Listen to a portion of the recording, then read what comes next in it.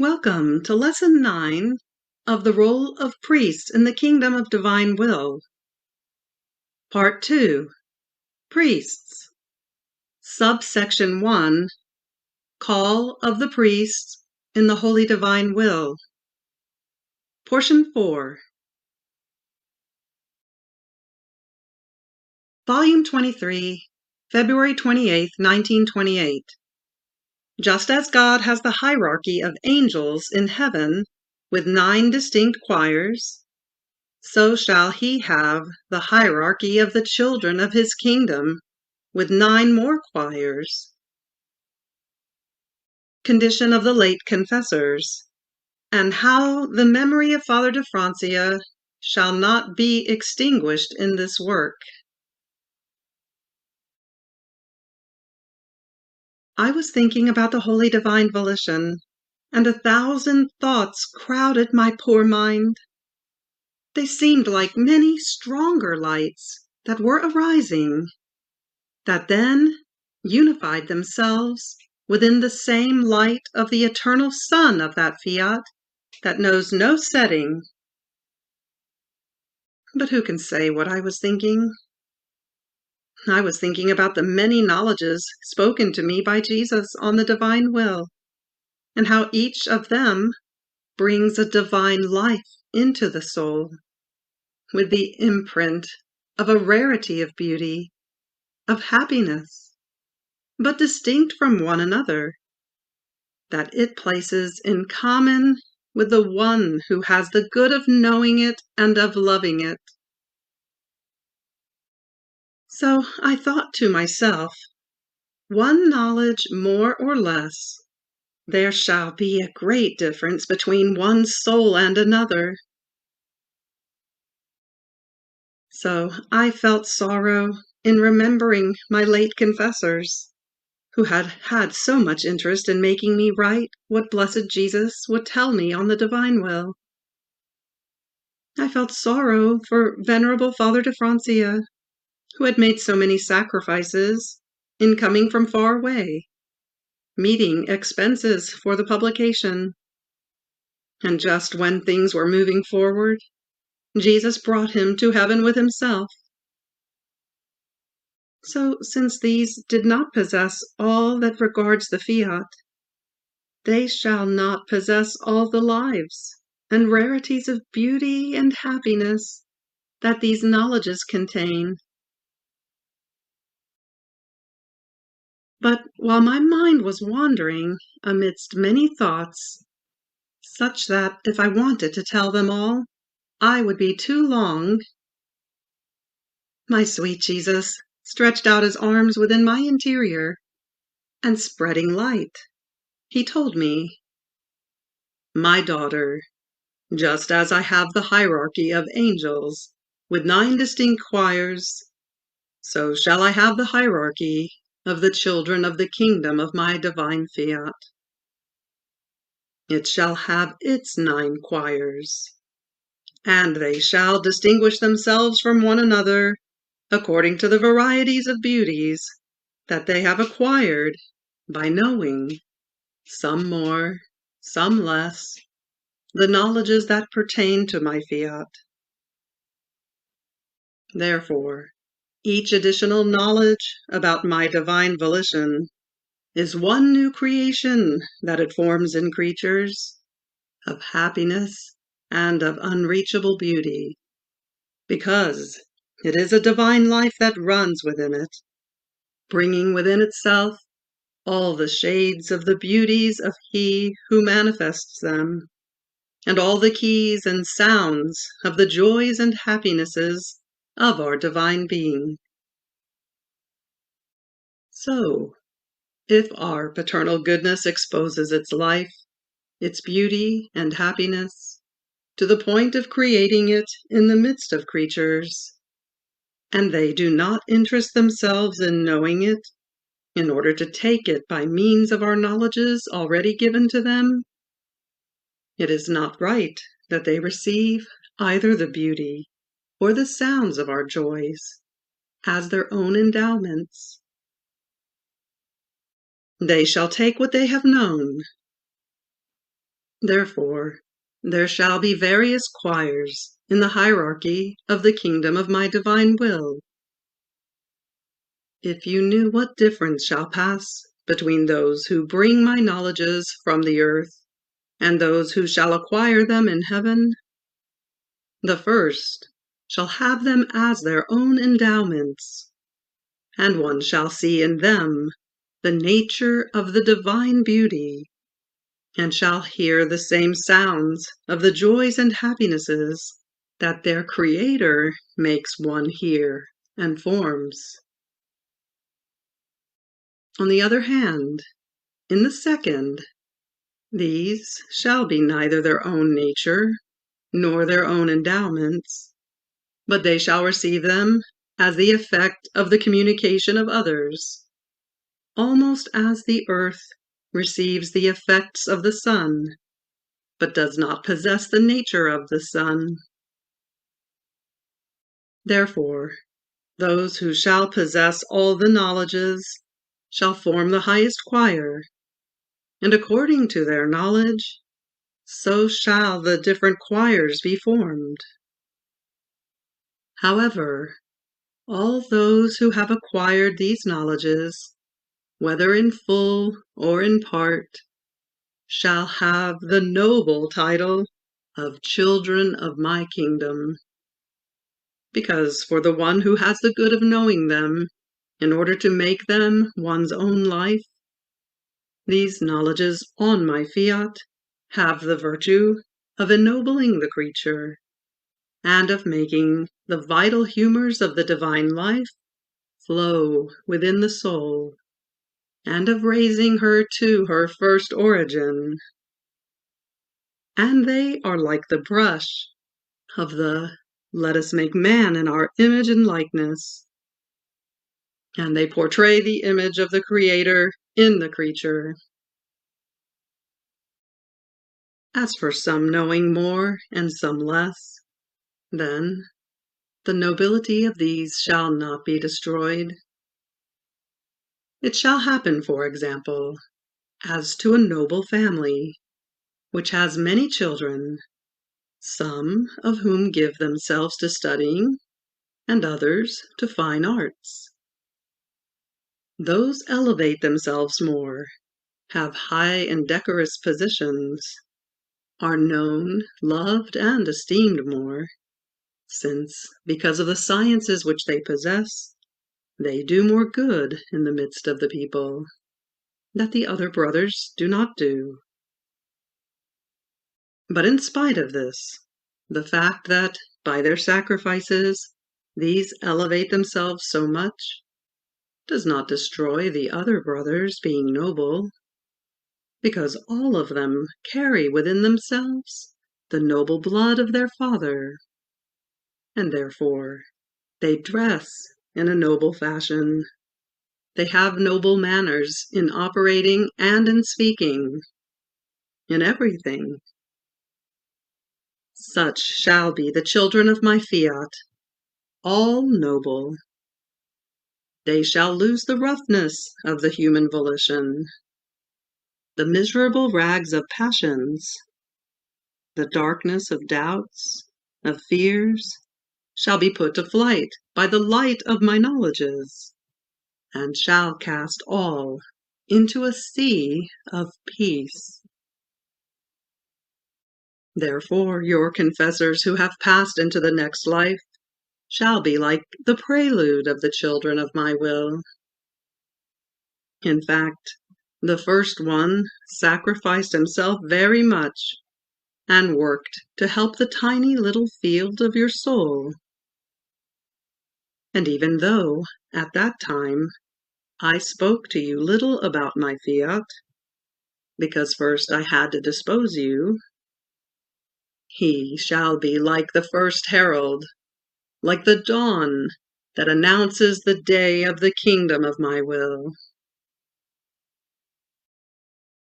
The second and the third confessors of yours, who so much participated, and knew in great part the knowledges of my will, and made so much sacrifice, especially the third one, who so much loved that they become known, and sacrificed himself so much in writing, shall be like the rising sun, that placing itself on its course, forms the day full of light. Those who follow shall be like the full midday of the great day of my will. According to the interest they have had and shall have, they shall be placed, some at the first hour of the day of my volition, some at the second, some at the third, and some at the full midday.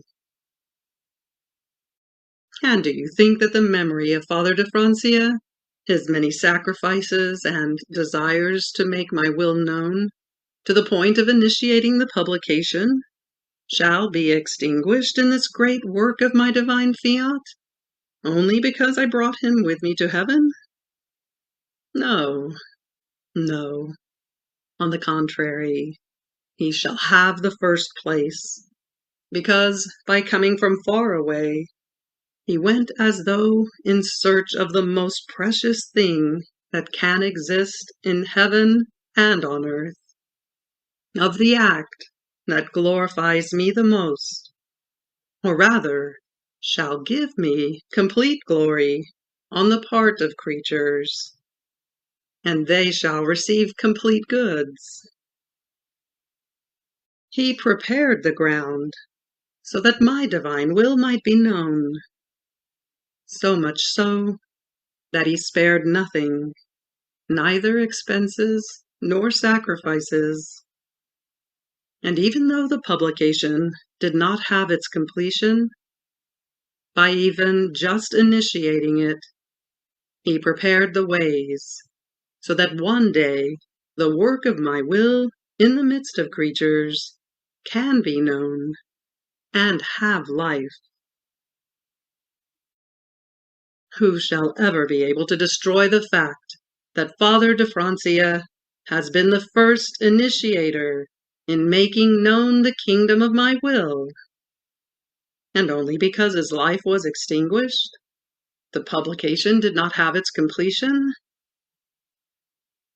So, when this great work becomes known, his name, his memory, shall be full of glory and of splendor, and he shall have his prime act in a work so great, both in heaven and on earth.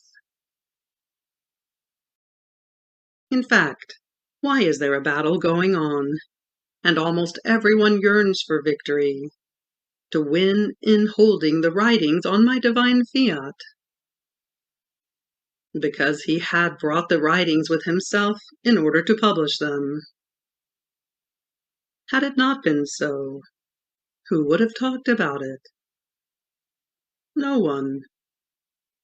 And if he had not made others comprehend the importance, the great good of these writings, no one would have interested himself. Therefore, my daughter, my goodness is so great that I reward justly and superabundantly the good that the creature does, especially in this work of my will that I so much care for. What shall I not give to those who occupy and sacrifice themselves in order to place in safety the rights of my eternal fiat? I shall exceed so much in giving as to make heaven and earth astonished. On hearing this, I thought to myself, if these knowledges contain so much good, if blessed Jesus continues after my death with more knowledges on his fiat to other souls, shall a work so great not be attributed to that work? And Jesus, moving as though hurriedly in my interior, added, No, no, my daughter. Just as of Father de Francia, it shall be said that he has been the first propagator, and your confessors have been cooperators, so it shall be said that the little daughter of my will has been the first and the depository of a good so great, to whom it was entrusted, and who was chosen with a special mission. Suppose that someone has made an important invention. It might be that others propagate it, diffuse it more, imitate it, expand it, but no one shall be able to say, "I am the inventor of this work." It shall always be said, "The inventor was such and such." The same shall be with you. It shall be said that the origin of the kingdom of my Fiat, the depository, was the little daughter of my will. Volume 24, July 7th, 1928. And I had the sorrow of being a king without a people. And if those who surrounded me could be called a people, it was a sick people.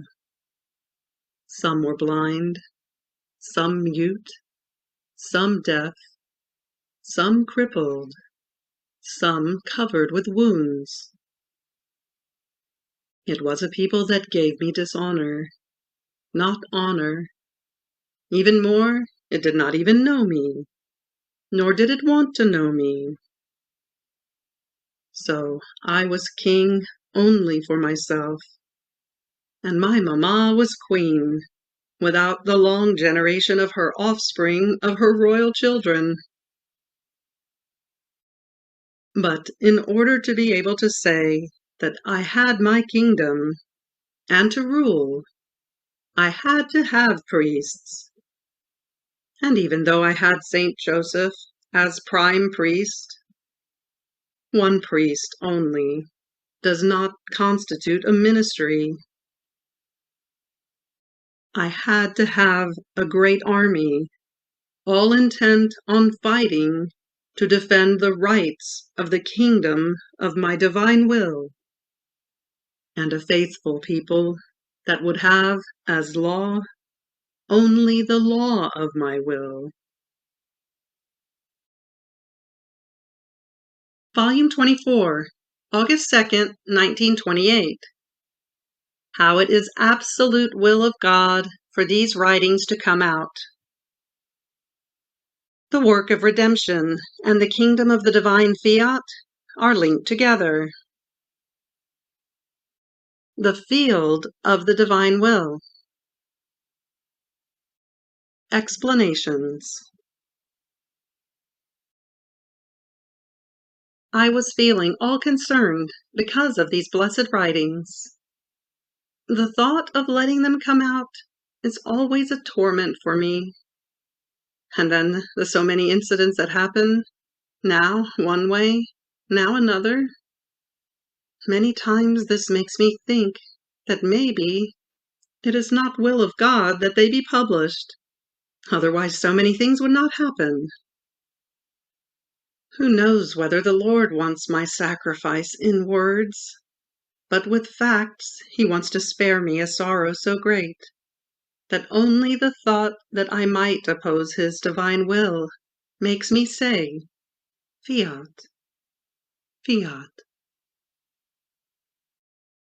But while I was thinking of this, my always lovable Jesus moved in my interior and told me, My daughter, the will of God that these writings of my divine will come to light is absolute, and as many incidents as may occur, it will triumph over everything.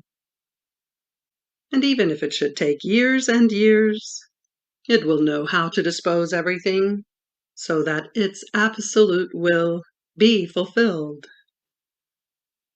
The time in which they shall come to light is relative and conditional upon when creatures dispose themselves to receive a good so great, and upon those who must occupy themselves with being its criers, and make the sacrifice, so as to bring the new era of peace, the new sun that will dispel all the clouds of evils.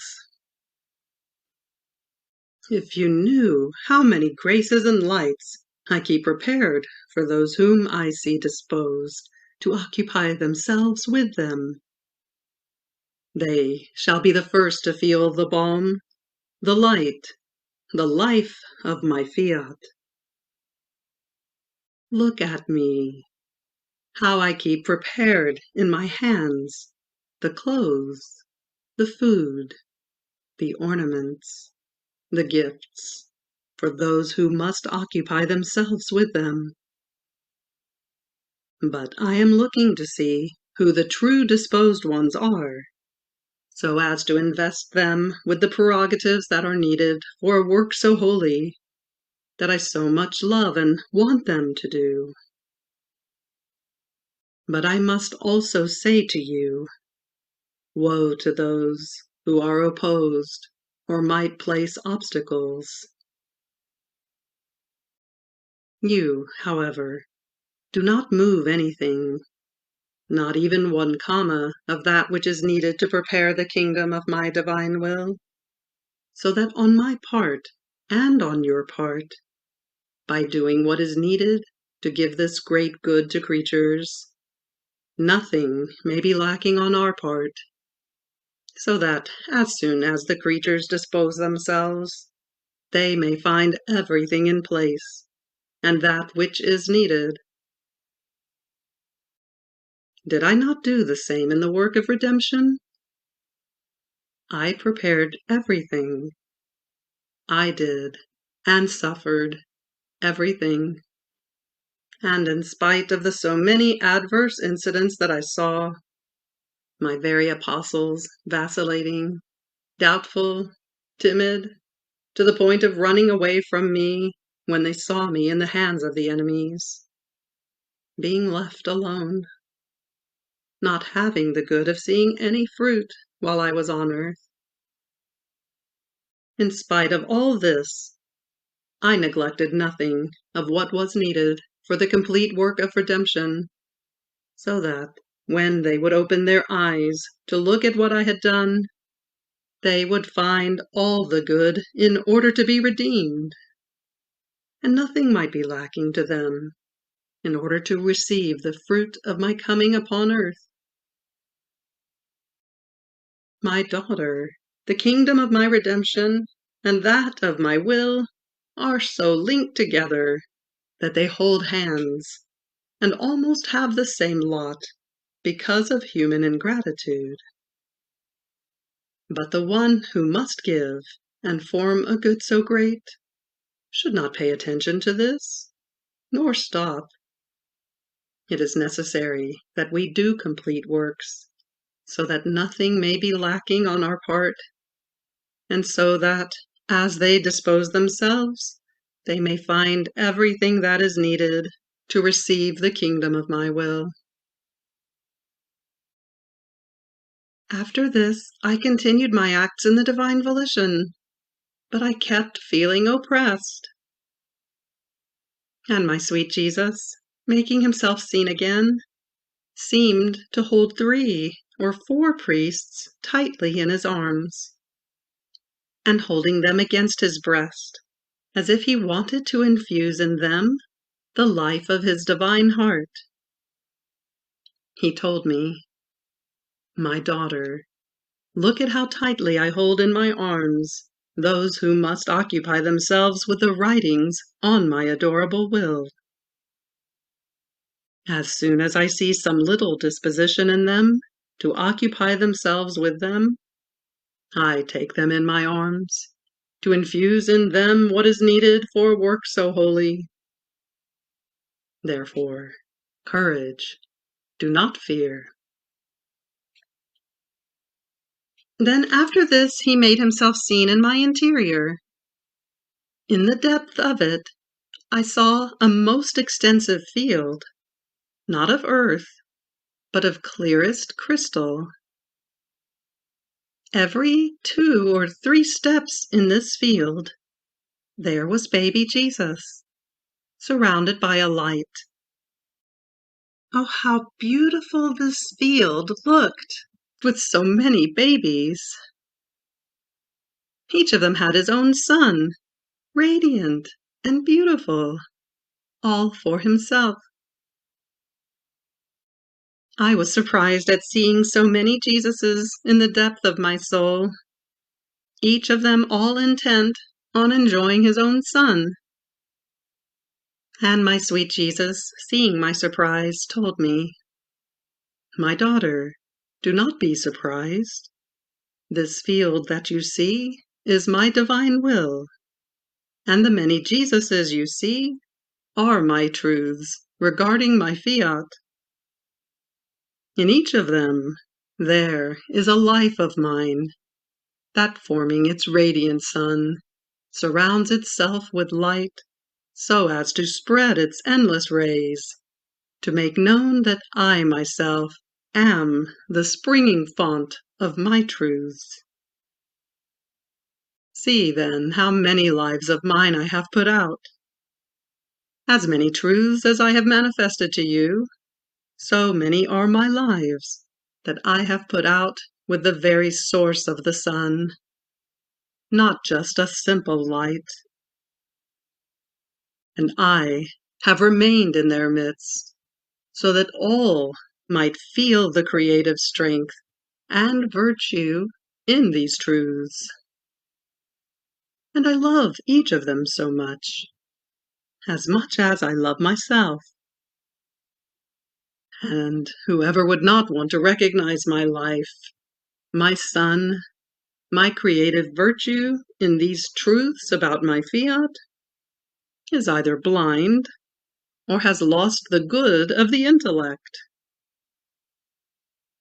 Also, it should be of great consolation for you to possess within yourself as many lives of mine for as many truths as I have manifested to you. Therefore, recognize the great good. Greater treasure I could not entrust to you. And do not be concerned. The sun will know how to make its way, and since it is light, no one will be able to prevent its step. Then he added with a more tender accent, "My daughter, our adorable Majesty loves the creature so much that we put our life at her disposal to make of her another similar to us. We place our life as a model before the creature, so that by modeling herself on our model, she may copy our life and form facsimiles of her creator. This is why we use many stratagems, finesses of love, and we give surprising graces, to see ourselves copied in the creature. And only then shall we be content, when, as our love, united with our divine will, conquers the creature, we shall be able to recognize our image and likeness in her, just as she came out of our creative hands." Volume 24, August 23rd, 1928. The truths about my fiat are the new gospel of the kingdom of my divine will, in which they shall find the norms, the sun, the teachings on how to ennoble themselves, elevate themselves to their origin, and take the state given to them by God at the beginning of creation. They shall find the gospel that, taking them by the hand, will lead them into true happiness, into constant peace. The only law will be my will, that with its brush of love, dipped in the vivid colors of its light, will give back to man the likeness of his Creator. In redemption, the evangelists considered themselves honored to make themselves known as the ones who were putting out the gospel, that it might be known by the whole world. And with glory they marked their names, so much so that when the gospel is preached, the name of the one who wrote it is stated first, and then is the gospel spoken. So I want it to be done with the truths about my will, that everyone may know who the ones are that brought so much good into the world.